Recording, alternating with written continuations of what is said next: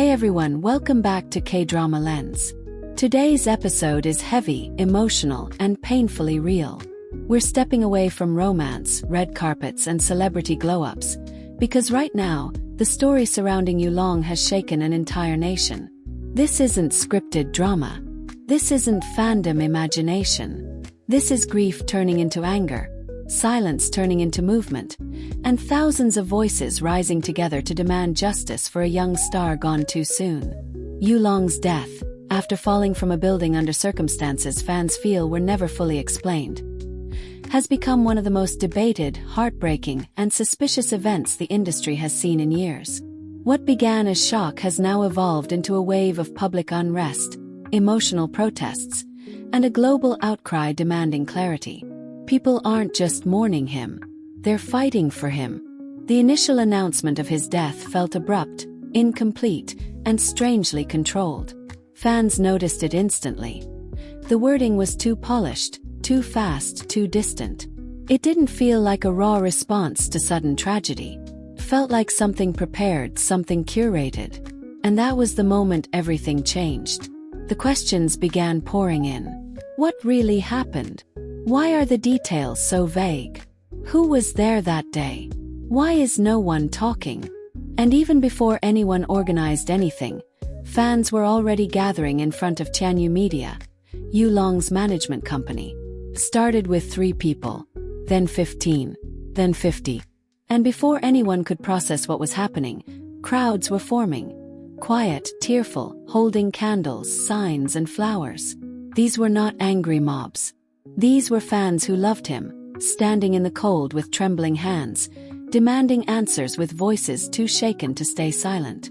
One girl held a poster with just 3 words: "We deserve truth."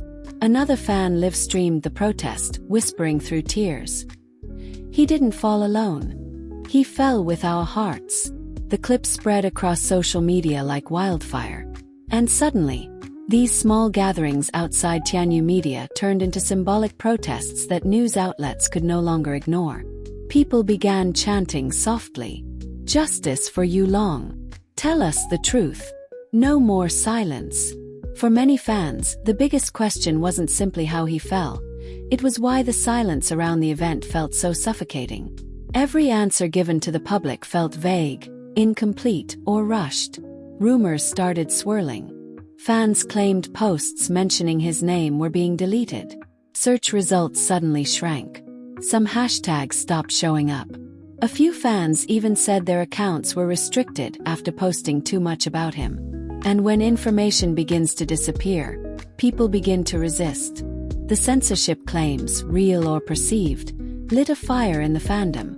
People began screenshotting everything, reposting everything, archiving every photo, every leaked message, every witness account. They refused to let the story fade into silence. Across multiple platforms, activists, influencers, and even non-fans began spreading the message. Don't let them erase him. The hashtags grew stronger. Hashtag justice for Yulong. Hashtag what happened to Yulong. Hashtag we will not be silent. Some were trending for hours before allegedly being removed. That only fueled more resistance. Fans began coding his name into symbols, emojis, and initials so platforms couldn't filter them out. They created private groups with tens of thousands of people, all determined to uncover every missing detail. And as the digital movement grew, the physical protests intensified. Outside Tianyu Media, the crowd swelled. People held candles at night, creating a sea of light on the sidewalk. Others carried white chrysanthemums, a traditional mourning flower. Some fans wrote long letters and taped them to the company's walls. One letter said, "If you loved him like we did, you would speak." Another read, "Your silence is loud." Parents brought their children. Elderly fans arrived wrapped in scarves. Teenagers traveled from other cities by bus just to stand there for an hour. No one shouted vulgar words. No one vandalized. This was grief in its purest form. Grief that refused to be quiet. But the tension was undeniable. Security guards were stationed outside the building. Staff members walked past with stiff expressions, refusing eye contact. The company released short statements that answered nothing. And with each unsatisfying response, the crowd grew bigger. The most emotional moment happened on the third night of protests. A fan placed a framed photo of Yulong against the building's glass doors.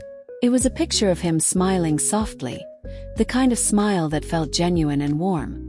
Someone placed a candle beside it. Someone else placed a bracelet like the one he used to wear. Within minutes, the front step of Tianyu Media became a small memorial. Flowers, letters, drawings, candles, and messages of love. A journalist asked a fan why she came. She replied, "Because if we don't stand here, he becomes just another headline. I can't let that happen." Meanwhile, online investigators began digging deeper. Timelines, statements, eyewitness accounts. They questioned inconsistencies. They documented unusual edits to official announcements. They collected screenshots of posts allegedly removed. They created detailed threads analyzing the silence from his colleagues, the expressions of his managers, and the sudden disappearance of previously public information. The more they uncovered, the more the fans believed. Something about this wasn't right. And suddenly, this wasn't just mourning anymore.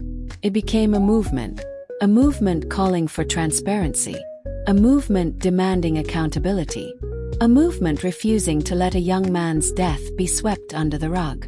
People started writing open letters addressed to authorities, to media outlets, to the company itself. Others began organizing awareness events, digital vigils, and large-scale repost campaigns. Within days, the phrase "Justice for Yulong" was being spoken in schools, on live streams at cafes, and even in other countries. And through it all, one question echoed everywhere. Who failed Yulong? Was it mismanagement, neglect, pressure, exploitation, or something darker? No one has the full answer yet, but the fans refuse to stop searching. This isn't chaos. This isn't rumor chasing.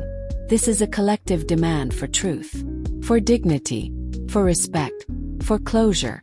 Because when someone you admire, someone who inspired you, someone who touched your life through a screen, dies under unclear circumstances, silence feels like betrayal. The fans aren't seeking drama. They're seeking justice. And they're determined to keep Yulong's story alive until transparency is given. Here at KDrama Lens, we'll continue to follow this unfolding situation, not for sensationalism, but because real life sometimes becomes the real drama. And right now, millions of voices are rising together, holding candles, hashtags, and hope, all asking the same thing. What really happened to Yulong? And they won't stop until they get an answer.